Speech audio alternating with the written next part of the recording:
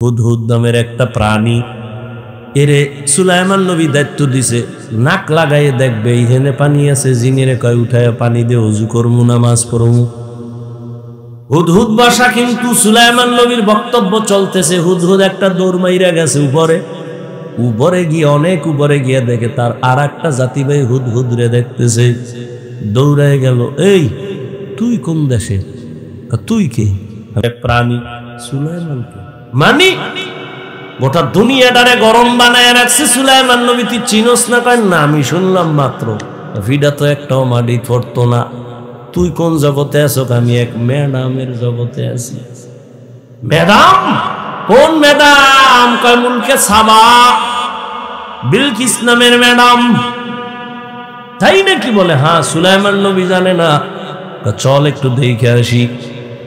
হুদহুদ চলে গেছে এটার সাথে, গিয়া দেখে ঠিকই বিলকিসের বিশাল সিংহাসন। এদিকে সুলাইমান নবী হুদহুদরে পায় না, নামাজ পড়বে। আমার পানির দায়িত্বে যারে দিলাম হয়ে গেল কই? না পাইয়া সুলাইমান নবী খুব গরম। আজকে ওরে আমি ইচ্ছা রকম শাস্তি দিব, তবে একটা কারণ যদি উল্লেখযোগ্য কোনো কারণ দেখায় তাহলে একটু সুযোগ দিব। পাখিদের উপদেশটা ঈগল পাখি। ঈগল পাখি রে কয় দেখ হুদহুদ গেল কই? ঈগল উপরে গেছে, হুদহুদ কই? হঠাৎ করে নজর করে দেখে আসতেছে হযরত। ঈগলে গিয়া কানে দূরে গরম আওয়াজ, এই তুই কই গেছিলি? গেছিলি তুই? হুদহুদ কয় কি দমকাও কেন? সুলাইমান নবী গরম। কত সুলাইমান দমকাইবি, তুই দমকাস কা? আমি ফাও একটু সুযোগ পেয়েছি, সেইটা দিয়ে লাভ কি? আসামিরে পুলিশে দইরা থানায় নিচে কোর্টে উঠাবে, বিচারক ফয়সালা দিবে, জেলে না যাও জেমে যাও। যাও থানার ভিতরে পুলিশও ফিডা লাগায়, কি ও বিচার হবে আদালতে, তুই ফিডাও কেন? কয় হাদিয়া দে। মাঝখানে এই সুযোগ সেইটা লাভ কি? ঈগল গরম ভাত দেখায়, হুদহুদ কয় সাবধান, গরম ভাত দেখায় না। কই গেছিলি? কয় তোর কাছে কমু না। সুলাইমান নবী আজকে তোর খবর নিবে। কয় কি কইছ? আজকে তোর সাইজ করে ফেলাইবে। কয় কোনো শর্ত দিস? একটা শর্ত দিস, যদি উল্লেখযোগ্য কারণ দেখাইতে পারো একটু ছাড় আছে। চল। হুদহুদ যখন বইছে খুব জীর্ণ শীর্ণ, সুলাইমান নবী হুদহুদের কানে দূরে টান মারছে। হুদহুদকে ব্যথা পাই, এত জোরে টান দিবেন না, আমার উপরে এমন জোরে টান দিবেন না, কারণ আমি আপনার থেকে আজকে পাওয়ারে আছি। মানে আপনি নবী হইয়াও জানেন না আমি যে খবর জানি, তাই নাকি? কাহা সাইরা দিলাম। কয় আপনি যে দুনিয়া চালাইতেছেন, এক ম্যাডাম অন্য জগতে আবার দেশ চালায়, তাই নাকি? বলে হ্যাঁ। কোথায়? বলে অমুক জায়গায়, খবর নিয়ে আসছি। সুলাইমান কয় তোর কথা সত্য না মিথ্যা, আমি একটু যাচাই করুম। ইন্নাহু মিন সুলাইমান ওয়া ইন্নাহু বিসমিল্লাহির রহমানির রহিম। চিঠি লেখা কয় চিঠি নিয়ে দে, বিলকিসের মধ্যে দিয়ে আবার খবর নিয়ে আসবি। সুলাইমান নবী চিঠি লেখা দিলেন, হুদহুদ নিয়ে চলে গেল। বিলকিস যেই সিংহাসনের মখমলের চাদরে ঘুমায়, ওখান থেকে একটা ছিদ্র, সূর্যের আলো পড়ে। বিলকিস ওই আলো চোখে পড়লে উঠাই সেজদা দেয় সূর্যরে। হুদহুদ সিডিটা ঢুইকা ওর খাস কামরায় ঢুকবে কি? মশার তো ঢুকতে পারমিশন লাগে না। লাগে? লাগে না। হুদহুদ ঢুইকা বিলকিসের বুকের উপরে চিঠিটা রাইখা ওর ডানা দিয়া ওই ছিদ্রটারে আটকায় রাখছে।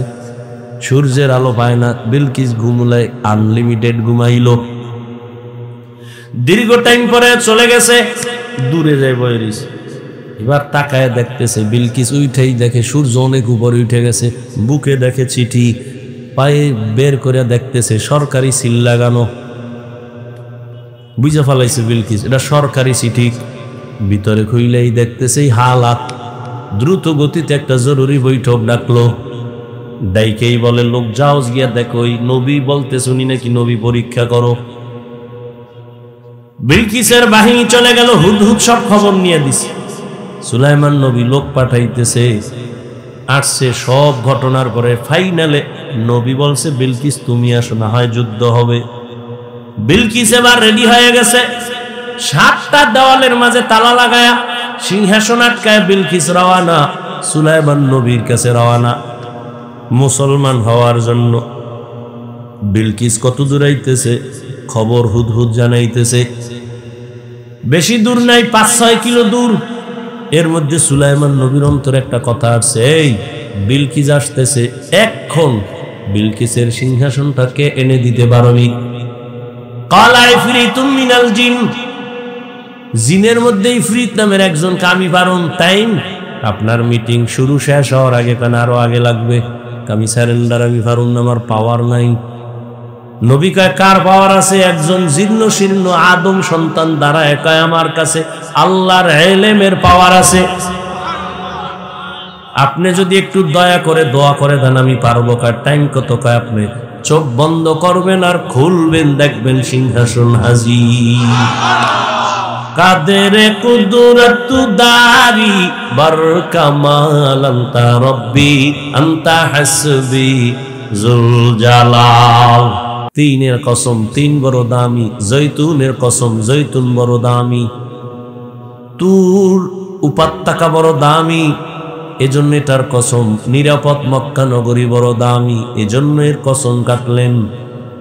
আসরের শপথ করলেন কেন? বলে আসর বড় দামি, যারা কাজে লাগাবে তারাও হবে দামি, দুনিয়ায় দামি, আখিরাতেও দামি। কসমের পরের কথা আরো গুরুত্বপূর্ণ। রজবের কথাটা শেষ করছি না? রজব দামি কি মেরাজের কারণে না সৃষ্টির শুরু থেকে? কয় মাস? 4 মাস। জি মুহররম, সফর, আরে মুহররম আর রজব। ইহুদিরাও এই 4 মাসের সম্মান করত নবী আসার আগে। এই 4 মাসে যুদ্ধ নিষেধ, বিগ্রহ নিষেধ, ঝগড়া নিষেধ। সৃষ্টির শুরু থেকেই সম্মান চলতেছিল।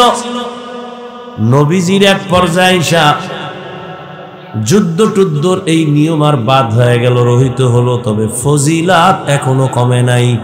এজন্য নবী বলেন আমি রজবের চাঁদ দেখলেই মাওলার দরবারে দোয়া শুরু করতাম, আল্লাহুম্মা বারিক লানা ফি রাজাবা ওয়া শাবান ওয়া বাল্লিগনা রমাজান। পারে পড়ে না, লাগে না। আল্লাহুম্মা বারিক লানা ফি রাজাবা ওয়া শাবান, হে আল্লাহ রজব ও শাবানে আমাকে বরকত দান করেন। অবাল্লিগনা রমাজান, আমার হায়াত যদি কম থাকে বাড়াইয়া রমাজান পর্যন্ত পৌঁছায় দেন। তার মানে মরণও যদি হয় রমাজানে রোজার হালাতে মরণ দিও। রজব মেরাজের কারণে দামি না, বরং রজব তো সৃষ্টির শুরু থেকেই দামি। এজন্য নবী এই মাসে আমলও বাড়ায় দিতেন, রোজাও বাড়ায় দিতেন। বড় দামি মাস। হাঁটতে চলতে উঠতে বসতেই দোয়াটা পড়া যায় না? কিছু চোরারা আছে আমল করেন, এরপরও কইবে এত সওয়াব রাখবো কই, আছে না?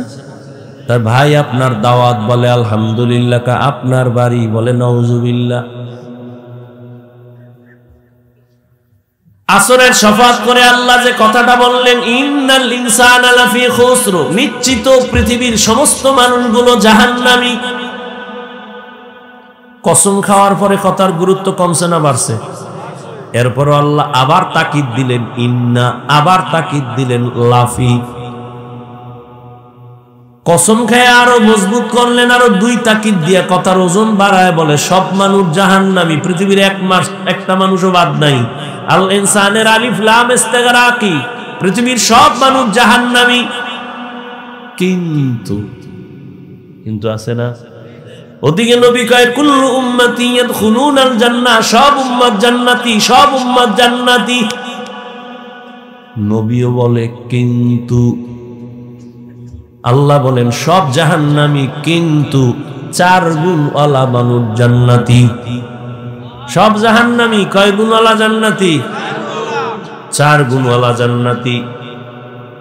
1 নাম্বার ইল্লাল্লাযীনা আমানু ওয়া আমিলুস সলিহাত ওয়া তাওয়াসাউ বিল হক ওয়া তাওয়াসাউ বিস সবর।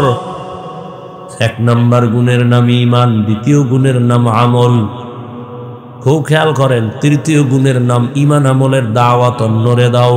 4 নাম্বার গুণ হলো ঈমান আমলের বিরুদ্ধে যারা চলে এদের বাধা দিতে গিয়ে ধৈর্য ধারণ করো। আমরা যেটাকে সহজে বলি সৎ কাজের আদেশ, অসৎ কাজে নিষেধ।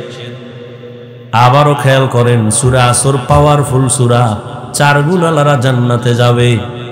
প্রথম 2 গুণ ঈমান আর আমল, এই 2 গুণ হলো আল্লাহর হক। বাকি আছে আরো কয় গুণ?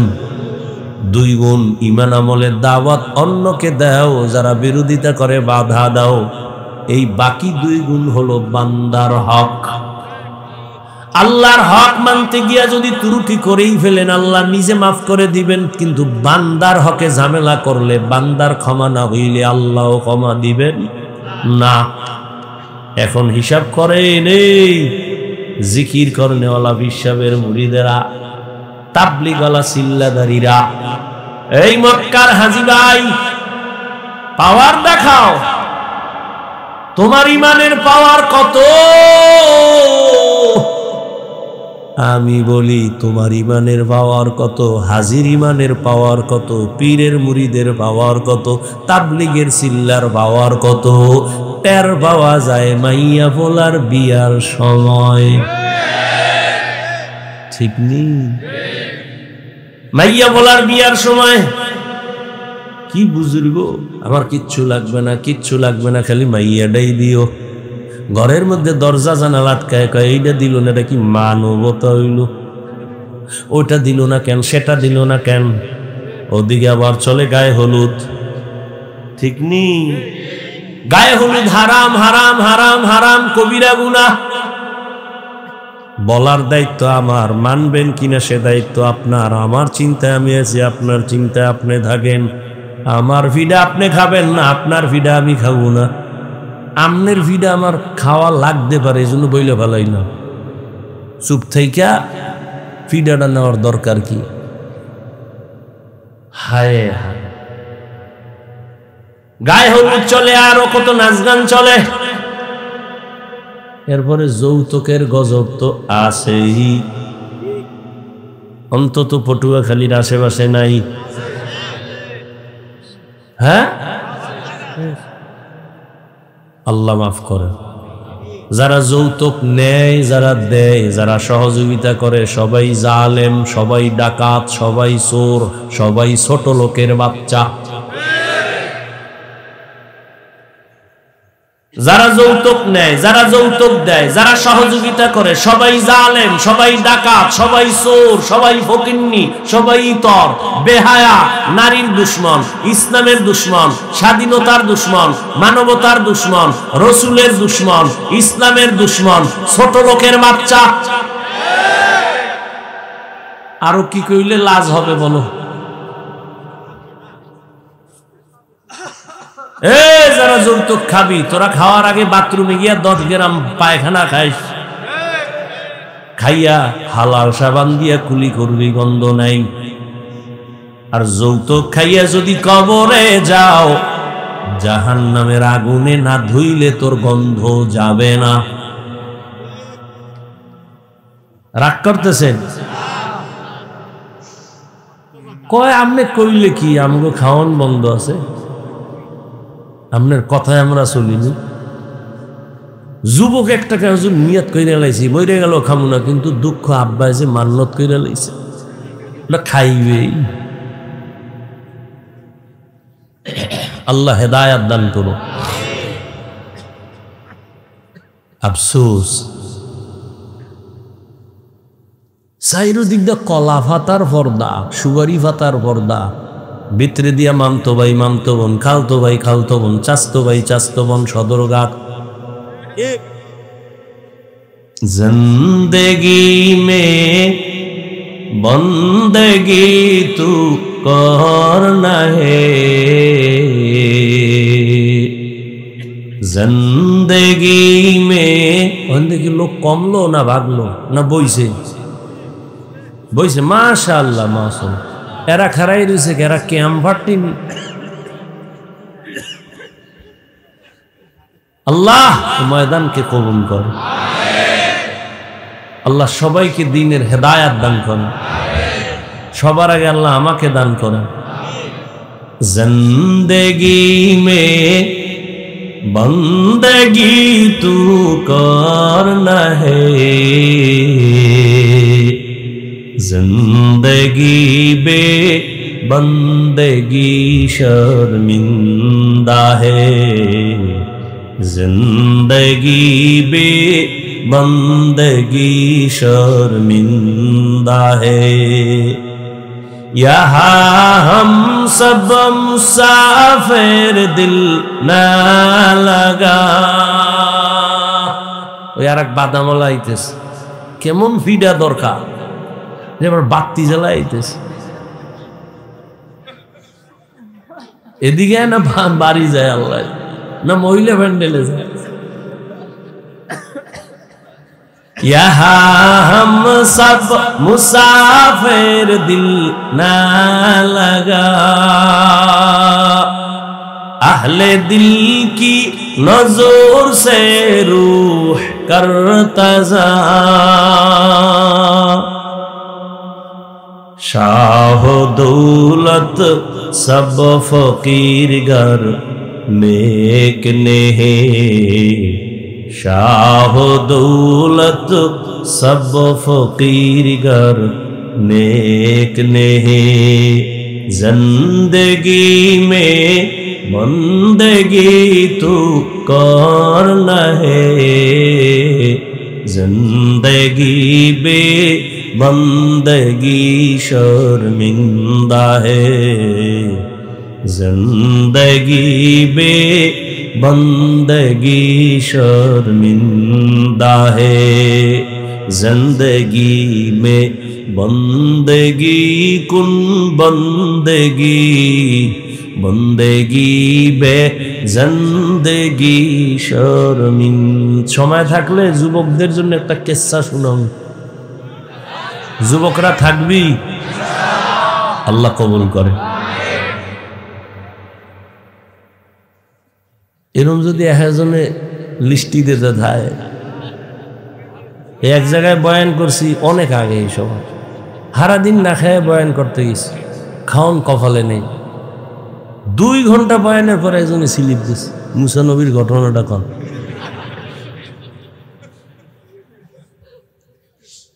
ভাবলি নামাজ লাগবে না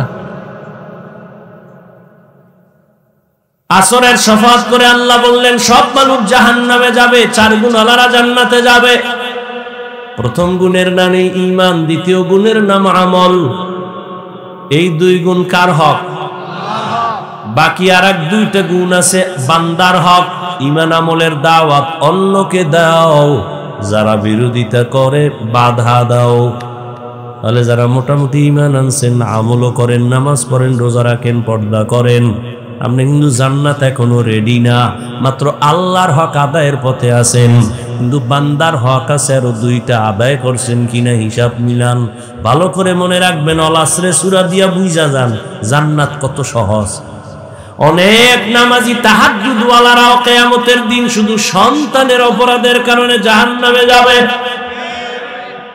ঈমান আমল আছে কিন্তু জান্নাত রেডি নাই কেন বলে ঈমান আমলের দাওয়াত অন্যকে দাও বান্দার হক আদায় করো যদি না মানে বাধা দাও ঈমান আমলের দাওয়াত অন্যকে দিবেন অন্য মানি কি আল্লাহ বলেন ইয়া আইয়ুহাল্লাযীনা আমানু قوا أنفسكم وأهليكم نارا وقودها الناس والحجارة عليها ملائكة غلاظ شداد لا يعصون الله ما أمرهم ويفعلون ما يؤمرون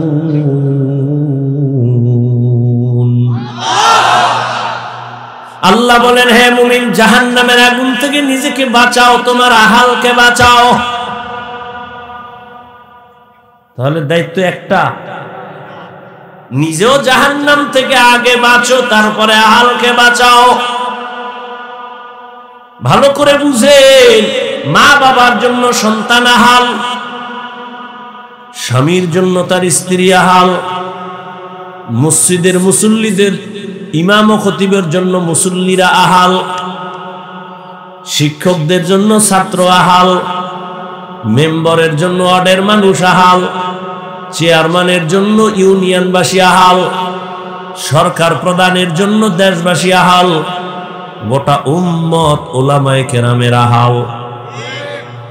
জাহান্নাম থেকে মা বাবা নিজেরে বাঁচাও, সন্তানেরে বাঁচাও, স্বামী জাহান্নাম থেকে নিজেকে বাঁচাও, তোমার আহাল স্ত্রীকেও বাঁচাও, শিক্ষক জাহান্নাম থেকে নিজেকে বাঁচাও, তোমার আহাল ছাত্রদেরও জাহান্নাম থেকে বাঁচাও। জান্নাত এত সোজা না। মা বাবা জাহান্নাম থেকে নিজেকে বাঁচাও, তারপরে তোমার আহাল সন্তানকে বাঁচাও। নিজে নামাজ পড়েন, পর্দা করেন, ঈমান আনছেন, আমল করেন, সন্তান নামাজ পড়েনি খবর নেন, না হয় কিয়ামতের দিন সন্তানের কারণে মা বাবার হাতে হ্যান্ডকাপ লেগে যাবে। আল্লাহ জিজ্ঞাসা করবেন, এই ছেলে নামাজ পড়ছো? পড়ি নাই। রোজা রাখছো? রাখি নাই। কেন? বলবে আল্লাহ আমার কোনো দোষ নাই, মা বাবার দোষ। কার দোষ? মা বাবা আমারে নামাজি বানায় নাই, রোজাদার বানায় নাই। মা বাবার কারণে আমি বেনামাজি হয়ে গেলাম, বেরোজাদার হয়ে গেলাম। কোরআনের আয়াত। সন্তান মা বাবার বিরুদ্ধে আরজি পেশ করে মামলা দিতেছে, রব্বানা ইন্না আতা'না সাদাতানা ওয়া কুবারানা ফাআদাল্লুনাস সাবিলা। আমার আব্বা কোনদিন আমারে নামাজে ডাকে নাই, জুমায় ডাকে নাই, ওয়াজে যাইতো আমারে বলে নাই। মাঝে মাঝে আম্মাজান বলতে, রোজার মাস সাহারি খাইতেছি, তুই একটু খাইয়া লইয়া দিয়ে একটা রোজা রাখ। বাবা একায় খবরদার, রোজা রাখলে ছেলের চেহারাটা নষ্ট হয়ে যাবে।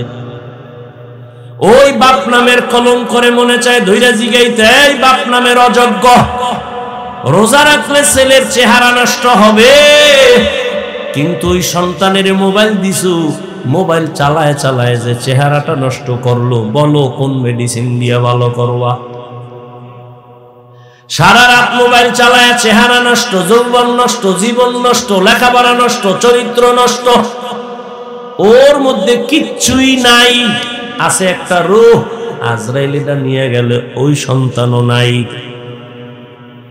এই যুবক, আমগো তোমাকে তো বুঝাইতে সুবিধা, আমাকে এই পটুয়াখালী এই অঞ্চলে ঘর বানায় আড়া দেয় না, এই আড়াগুলো খাইয়া আলায় ভিতর দিয়ে পোকে গনে, হ্যাঁ, উফরে দিয়ে ফিটফাট, ভিতরে কি? হ্যাঁ, এই মোবাইলের গোষ্ঠী। আমার কথা যদি মিথ্যা বলে আমি জুতা খাইতে রাজি, তাও সত্য। আমি যা বলতেছি তুই বাসায় যাবি, গুগলে সার্চ দিবি, টাচ মোবাইল চালাইলে শরীরের কি কি ক্ষতি হয় সব ওখানে চিকিৎসা বিজ্ঞানীরা লিখে রাখছে। আমি বলতেছি মিলাবি বাসায় গিয়া। এই মোবাইলের কারণে কিডনি দুর্বল, হার্ট দুর্বল, ব্রেন দুর্বল, চোখের পাওয়ার কমে, তোমার যৌবন কমে, জীবন নষ্ট, তোমার চরিত্র নষ্ট, কিডনির উপরে আঘাত, তোমার হার্ট দুর্বল, মেধা দুর্বল। অপেক্ষা কর, অল্প দিনের মধ্যেই বিছানায় পড়ে যাবি।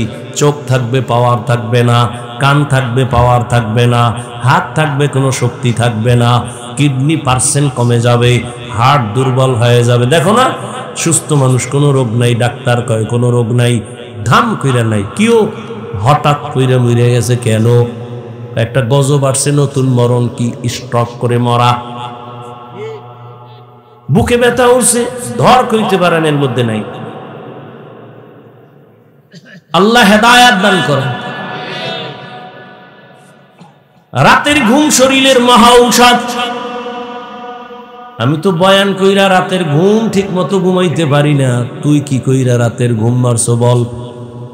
আমি তো বয়ান কইরা গিয়ে ঘুমাইতে অনেক সময় যায়, বাসায় যাইতে যাইতে ফজর পরে একটু ঘুমাই। মাওলারে বলি, আল্লাহ সুস্থ রাখিও, রাতের ঘুম ঔষধ নিতে পারি না তোমার দিনের কাজের জন্য। তুই কি কবি? ও আল্লাহ, তুমি আমারও সুস্থ রাখো, সারা রাত আকাম করছি মোবাইলে। হাসিস না, জিন্দেগিটারে শেষ করে ফেললি। এই মোবাইলের কারণে মায়ের সাথে কি পরিমাণ বেয়াদবি করছো। বালিশে মাথা লাগায় চিন্তা করে, এই মোবাইলে তোরে বেয়াদব বানায় দিছে।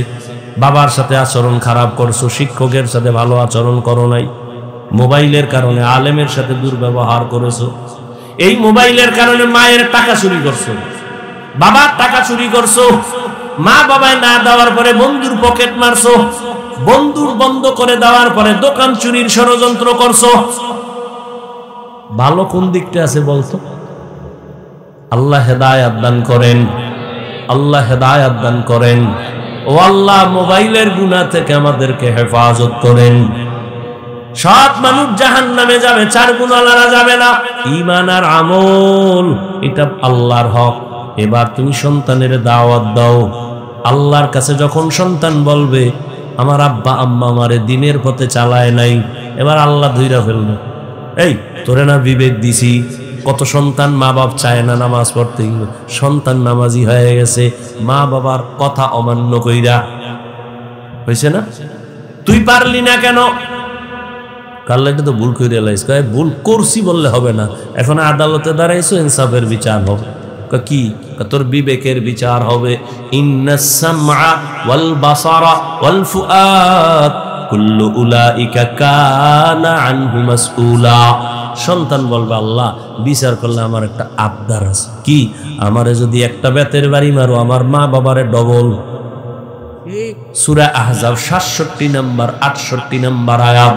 সন্তান বলবে রব্বানা আতিহিম যিফাইনি মিনাল আযাব ওয়ালআনহুম লানান কাবীরা।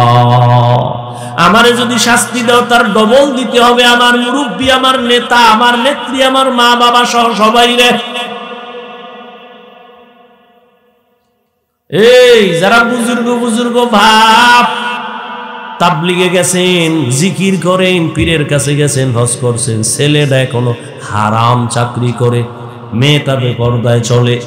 কি এই বুজুর্গরা, যদি আপনার মাইয়া পোলা এখনো বেপরদায় চলে, নামাজ না পড়ে, প্রমাণ হলো আপনার হজ কবুল হয় নাই। লেখ লেখ এগুলি লেখ। যুবক বাবারা, গাঞ্জা খাইয়ে বসি নাই, লেখো। নিজের তো মনে করা আবু হানিফা হয়ে গেছে।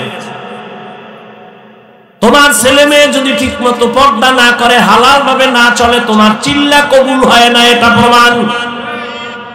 তোমার জিকির কবুল হয় না, এটা প্রমাণ। এত সোজা।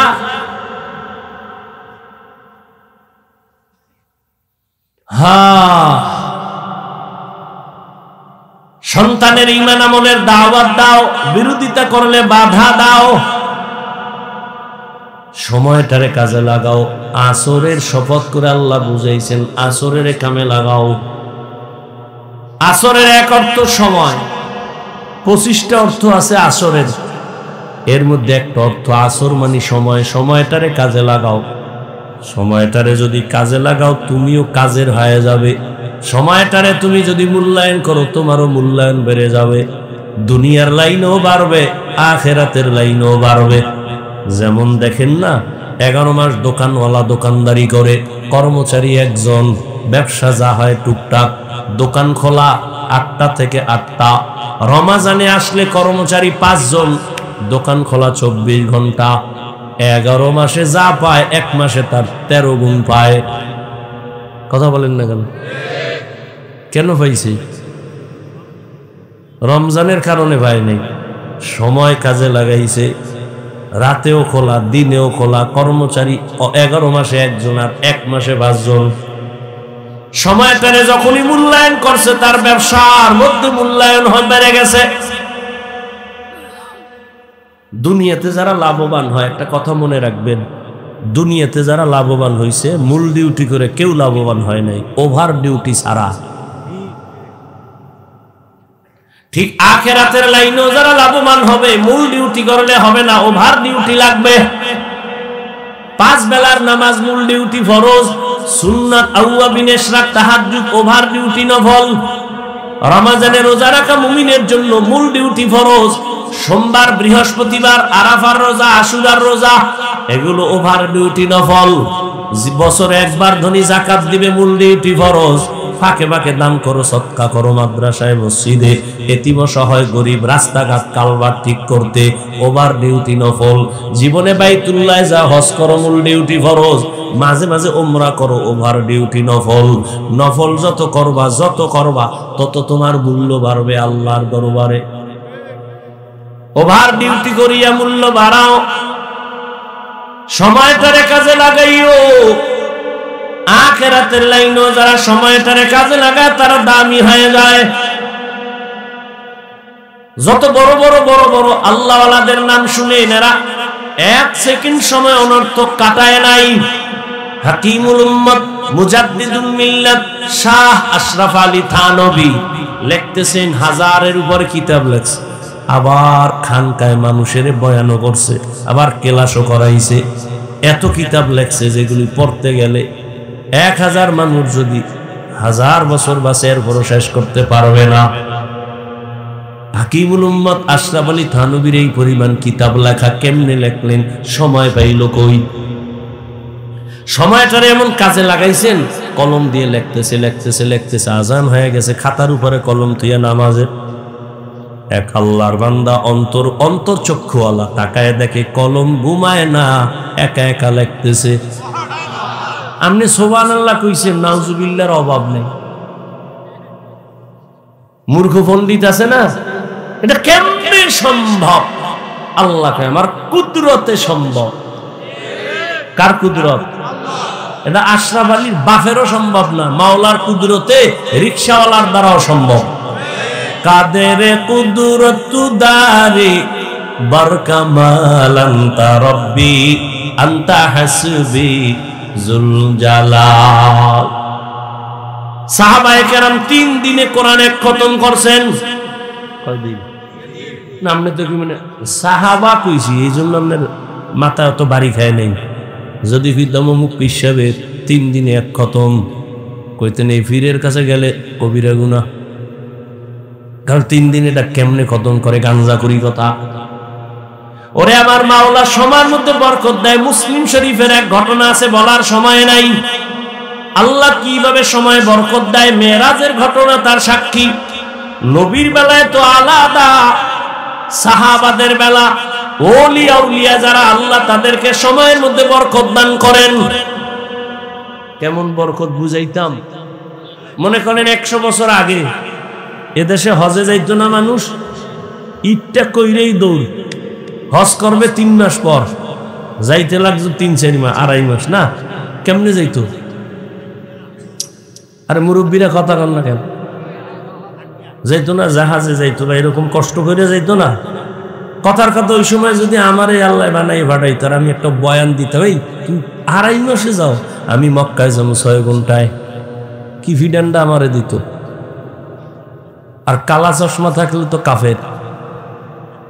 কি কিন্তু 100 বছর পরে এখন যায়নি 4 ঘন্টা। কথা বল না কেন? এই মেধা আল্লাহ মানুষের দেয়নি। আমরা হয়তো থাকবো না, এমন অবস্থা হবে যে আরো অর্ধেক সময় চলে যাবে। কেমন বাহন হতে পারে না? মানুষের মেধা আল্লাহ দিতে পারে। আল্লাহ চাইলে সব হয়, বান্দা চাইলে কিছুই হয় না। আল্লাহ তাআলা পারেন 2.5 মাস লাগায় বাইতুল্লাহ যাইতো, আর এখন 2.5 দিনও লাগে না, 6 ঘন্টায় ফজর ফিরে রওনা দিছে, বাইতুল্লাহ গিয়া জোহরের নামাজ পড়বে। পারেনি? এটা আল্লাহ করায় না মানুষ পারছে? এরে আল্লাহর বান্দারা, সুলাইমান নবী সিংহাসন চালায় জমিন থেকে 9 মাইল উপরে। কয় মাইল? মদিনাতুল মুনাওয়ারার পাশ দিয়ে যাচ্ছে সুলাইমান নবীর সিংহাসন। তেল নাই, পেট্রোল নাই, অক্টেন নাই, চালিকা শক্তি বাতাস। 9 মাইল উপরে চলতেছে সিংহাসন। হঠাৎ করে শুনে গর্তের পিপিলিকার বয়ান। কির বয়ান? পিপিলিকায় বয়ান করে, এই জাতিরা ভিতরে ঢোক, না হয় হরতাল আসতেছে, অবরোধ আসতেছে, মরে যাবি। সুলাইমান কয়, পিপিলিকার বয়ান আমি 9 মাইল উপরে বৈশাখ কানে পাইছি। সুলাইমান নবী সাথে সাথে বললেন, এই সিংহাসন নিচে ল্যান্ড করো। নিচে ল্যান্ড করলো। পিপিলিকার ঘটনা শুই না ফাতা বাসামা, সুলাইমান নবী হাসলেন আর ঘটনা শোনাচ্ছেন। ঘটনা আপনারা সবাই জানেন। এদিক দিয়ে হুদহুদ নামের একটা প্রাণী, এরে সুলাইমান নবী দায়িত্ব দিছে, এ হলো পানির দায়িত্বে। হুদহুদ পানি দেখবে, পানির দায়িত্বে নাক লাগাইয়ে দেখবে এইখানে পানি আছে, জিনেরে কয় উঠায় পানি দিয়ে ওযু করমু, নামাজ পড়মু। হুদহুদ বাসা কিন্তু সুলাইমান নবীর বক্তব্য চলতেছে। হুদহুদ একটা দৌড় মাইরা গেছে উপরে। উপরে গিয়ে অনেক উপরে গিয়ে দেখে তার আর একটা জাতি ভাই হুদহুদ রে দেখতেছে, দৌড়ায় গেল, এই তুই কোন দেশে? তুই কে? প্রাণী। সুলাইমানকে মানি গোটা দুনিয়াটারে গরম বানায় রাখছে সুলাইমান নবী, তুই চিনোস না? কয় না, আমি শুনলাম মাত্র, ভিডা তো একটাও মাটি পড়তো না। তুই কোন জগতে আছো? আমি এক ম্যাডামের জগতে আছি। ম্যাডাম? কোন ম্যাডাম? কয় মুলকে সাবা, বিলকিস নামের ম্যাডাম। তাই নাকি? বলে হ্যাঁ। সুলাইমান নবী জানে না? চল একটু দেখে আসি। হুদহুদ চলে গেছে এটার সাথে, গিয়া দেখে ঠিকই বিলকিসের বিশাল সিংহাসন। এদিকে সুলাইমান নবী হুদহুদরে পায় না, নামাজ পড়বে। আমার পানির দায়িত্বে যারা দিলাম হয়ে গেল কই? না পাইয়া সুলাইমান নবী খুব গরম। আজকে ওরে আমি ইচ্ছা রকম শাস্তি দিব, তবে একটা কারণ যদি উল্লেখযোগ্য কোনো কারণ দেখায় তাহলে একটু সুযোগ দিব। পাখিদের উপদেষ্টা ঈগল পাখি, ঈগল পাখিরে কয়, দেখ হুদহুদ গেল কই? ঈগল উপরে গেছে, হুদহুদ কই? হঠাৎ করে নজর করে দেখে আসতেছে হযরত। ঈগলে গিয়া কানে দূরে গরম আওয়াজ, এই তুই কই গেছিলি? এই গেছিলি তুই? হুদহুদ কয়, কি দমকাও কেন? সুলাইমান নবী গরম। কত সুলাইমান দমকাইবি, তুই দমকাস কা? আমি ফাও একটু সুযোগ পেয়েছি, সেইটা দিয়ে লাভ কি? আসামিরে পুলিশে দইরা থানায় নিচে কোর্টে উঠাবে, বিচারক ফয়সালা দিবে, জেলে না যাও জেলে যাও। যাও থানার ভিতরে পুলিশও ফিডা লাগায়, কি ও বিচার হবে আদালতে, তুই ফিডাও কেন? কয় হাদিয়া দে। মাঝখানে এই সুযোগ সেইটা লাভ কি? ঈগল গরম ভাত দেখায়, হুদহুদ কয় সাবধান, গরম ভাত দেখায় না। কই গেছিলি? কয় তোর কাছে কমু না। সুলাইমান নবী আজকে তোর খবর নিবে। কয় কি কইছ? আজকে তোর সাইজ করে ফেলাইবে। কয় কোনো শর্ত দিস? একটা শর্ত দিস, যদি উল্লেখযোগ্য কারণ দেখাইতে পারো একটু সার আছে। চল। হুদহুদ যখন বইছে খুব জীর্ণ শীর্ণ, সুলাইমান নবী হুদহুদের কানে দূরে টান মারছে। হুদহুদকে ব্যথা পাই, এত জোরে টান দিবেন না, আমার উপরে এমন জোরে টান দিবেন না, কারণ আমি আপনার থেকে আজকে পাওয়ারে আছি। মানে আপনি নবী হইয়াও জানেন না আমি যে খবর জানি, তাই নাকি? কাহা সাইরা দিলাম। কয় আপনি যে দুনিয়া চালাইতেছেন, এক ম্যাডাম অন্য জগতে আবার দেশ চালায়, তাই নাকি? বলে হ্যাঁ। কোথায়? বলে অমুক জায়গায়, খবর নিয়ে আসছি। সুলাইমান কয় তোর কথা সত্য না মিথ্যা, আমি একটু যাচাই করুম। ইন্নাহু মিন সুলাইমান ওয়া ইন্নাহু বিসমিল্লাহির রহমানির রহিম। চিঠি লেখা, কয় চিঠি নিয়ে দে, বিলকিসের মধ্যে দিয়ে আবার খবর নিয়ে আসবি। সুলাইমান নবী চিঠি লেখা দিলেন, হুদহুদ নিয়ে চলে গেল। বিলকিস যেই সিংহাসনের মখমলের চাদরে ঘুমায়, ওখান থেকে একটা ছিদ্র, সূর্যের আলো পড়ে। বিলকিস ওই আলো চোখে পড়লে উঠাই সেজদা দেয় সূর্যরে। হুদহুদ সিডিটা ঢুইকা ওর খাস কামরায় ঢুকবে কি? মশার তো ঢুকতে পারমিশন লাগে না।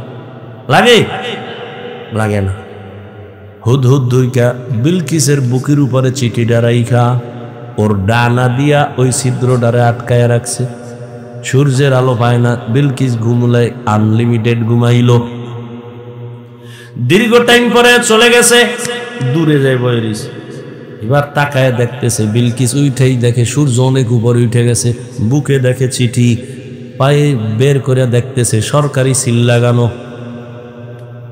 বুঝে ফেলাইছে বিলকিস এটা সরকারি চিঠি। ভিতরে খুইলেই দেখতেছে হালাত। দ্রুত গতিতে একটা জরুরি বৈঠক ডাকলো। ডাইকেই বলে, লোক যাও গিয়া দেখো ওই নবী বলতে শুনি নাকি নবী পরীক্ষা করো। বিলকিসের বাহিনী চলে গেল, হুদহুদ সব খবর নিয়ে দিছে। সুলাইমান নবী লোক পাঠাইতেছে, আসছে সব ঘটনার পরে ফাইনালে নবী বলছে বিলকিস তুমি আসো, না হয় যুদ্ধ হবে। বিলকিস এবার রেডি হয়ে গেছে, 7টা দেওয়ালের মাঝে তালা লাগায়া সিংহাসন আটকায় বিলকিস রওয়ানা সুলাইমান নবীর কাছে, রওয়ানা মুসলমান হওয়ার জন্য। বিলকিস কত দূর আইতেছে খবর হুদহুদ জানাইতেছে, বেশি দূর নাই, 5-6 কিলো দূর। এর মধ্যে সুলাইমান নবীর অন্তরে একটা কথা আসছে, এই বিলকিস আসতেছে, এখন বিলকিসের সিংহাসনটাকে এনে দিতে পারবি। কালা ইফরিতুম মিনাল জিন, জিনের মধ্যে ইফরিত নামের একজন আমি পারুন। তাই আপনার মিটিং শুরু শেষ হওয়ার আগে, কেন আরো আগে লাগবে, আমি সারেন্ডার, আমি পারুন, আমার পাওয়ার নাই। নবী কয় কার পাওয়ার আছে? একজন জীর্ণ শীর্ণ আদম সন্তান দ্বারা একাই আমার কাছে আল্লাহর ইলমের পাওয়ার আছে। আপনি যদি একটু দয়া করে দোয়া করে দেন আমি পারবো। কার টাইম কত? কয় আপনি চোখ বন্ধ করবেন আর খুলবেন, দেখবেন সিংহাসন হাজির। কাদের কুদরত দারি বর কামাল আনতা রব্বি আনতা হাসবি জুল জালাল। সময়টারে বরকত কে দেয়? তুমি সময়ের কাজে লাগাও। এরে আল্লাহর বান্দা, সাহাবায়ে কেরাম এক খতম কোরআন 3 দিনে করে ফেলেছেন। এরে নবীর আশিক, সময়টারে মূল্যায়ন করো, তোমারও সম্মান বেড়ে যাবে। 5 বেলার নামাজ পড়ো, একটা সময় 1 সেকেন্ড তুমি অনর্থক কাটায়ো না। ও আমার কলিজার যুবক, জীবনে তো অপচয় সময় কাটাইলা, কম কাটাও নাই। আজে বাজে রাস্তায় তো কম দৌড়াও নাই। মনে চাইছে নামাজ পড়বা না, পড়ো নাই। দাড়ি কাটবা, কেটে ফেলেছো। আর কত বাবা, এখনো কি তওবা করবা না? মা বাবার দোয়া নিয়ে আগাও। আমি কিন্তু একবারও বলি নাই 5 কুল্লি লাগা, একবারও বলি নাই তাবলিগে যা, না হয় তুই জাহান্নামে যাবি। এ যুবক, একবারও বলি না আমি কওমি মাদ্রাসার সন্তান, তুমি যদি কওমিতে না যাও তোমার কপাল নষ্ট হবে বলি নাই। বরং আমি বলবো তুমি স্কুলে পড়ো, কলেজে পড়ো, চাকরি করো, বাধা নাই। ডাক্তার হও, ইঞ্জিনিয়ার হও, প্রফেসর হও, দোয়া করে গেলাম। তবে দাবি একটা বেয়াদব হইও না। তোমার ব্যবহারে কোনোদিন যেন মা বাবা কষ্ট না পায়, আলেম কষ্ট না পায়, শিক্ষক যেন কষ্ট না পায়। আদবওয়ালা ডাক্তার যদি হও, এ জমিনে তোমার সম্মান বেড়ে যাবে। আর বেয়াদবি করে যদি ডাক্তার হও, তাসনিমার মতো জুতা খাইয়া দেশ থেকে পালাতে হবে। মা বাবার দোয়া নিয়ে সামনে আগাও। ও পর্দার আড়ালের আম্মা জানেরা, আপনাদের সন্তানদেরকে কি পারলেন না একটা ভালো সন্তানের মা হইয়া কবরে যাবেন? এরে আম্মা জান, আপনাদের জন্যই তো এই দুনিয়ার পরিবেশ সুন্দর, আপনাদের কারণেই তো ভালো সন্তান আসছে, গাছ ভালো, ফল ভালো। আপনাদের থেকেই তো আম্বিয়ায়ে কেরাম, সাহাবায়ে কেরাম, হাফেজে কোরআন, উলামায়ে কেরাম। এরে আম্মা জান, আপনাদের অবদান অনস্বীকার্য। আপনাদের কারণেই জমিনে ভালো ভালো সন্তান আসছে। আপনি ছেলেটাকে ডাক্তার বানাবেন, বেয়াদব বানাবেন না। ইঞ্জিনিয়ার বানাবেন, বেয়াদব বানাবেন না। প্রফেসর বানাবেন, বেয়াদব বানাবেন না। আপনার সন্তানের ব্যবহারে যেন কোনোদিন মা বাবা, শিক্ষক, আলেম ওলামা কষ্ট না পায়। এখনো সময় আছে, তওবা করেন। আপনার মোহাব্বত নিয়ে সন্তানের পেছনে সময় দেন, আল্লাহর কাছে দোয়া করেন। আপনারা তো বড় দামি। আম্মাজান আয়েশা রাদিয়াল্লাহু আনহার মতো দামি আপনারা নারী। আপনারা তো খাদিজা রাদিয়াল্লাহু আনহার মতো নারী, ফাতেমা রাদিয়াল্লাহু আনহার মতো নারী, ইসমাঈল নবীর মা হাজরা আলাইহিস সালামের মতো নারী, আপনারা তো ঈসা নবীর মা মারিয়াম আলাইহিস সালামের মতো নারী। এই দুনিয়ায় বড় বেঈমান ফেরাউন, তার স্ত্রীর নাম কি? আসিয়া। এত বড় বেঈমানের ঘরে থেকে আমার আল্লাহরে আপন বানায় নিলেন। নবীজি বলেন আসিয়ার সাথে হাসরের ময়দানে আমি মুহাম্মদের বিয়া হয়ে যাবে। এরে আম্মা জান, আসিয়া যদি এত বড় বেঈমানের ঘরে পাওয়ারওয়ালা টাকাওয়ালা সব ফালাইয়া আল্লাহকে আপন করে, আপনি কেন পারেন না?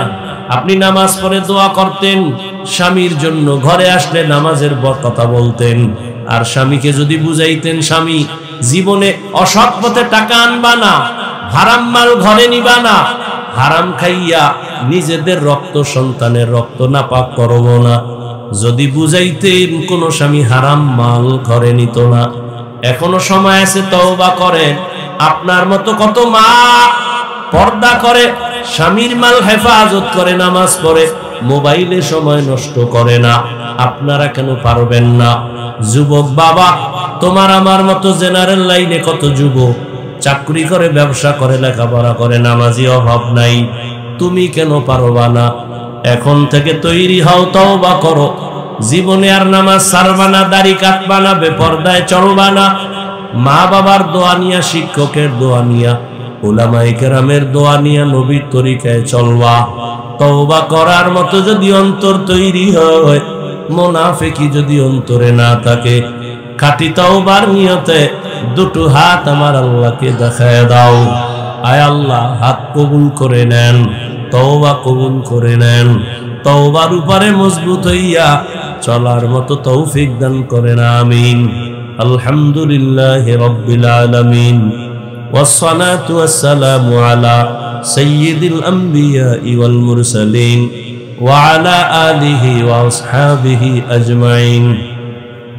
يا أرحم الراحمين، يا أرحم الراحمين، يا أرحم الراحمين، رب ارحمهما كما ربياني صغيرا. اللهم إنك عفو كريم تحب العفو فاعف عنا. اللهم إنا نسألك رضاك والجنة ونعوذ بك من سخطك والنار. اللهم إنا نعوذ بك من البر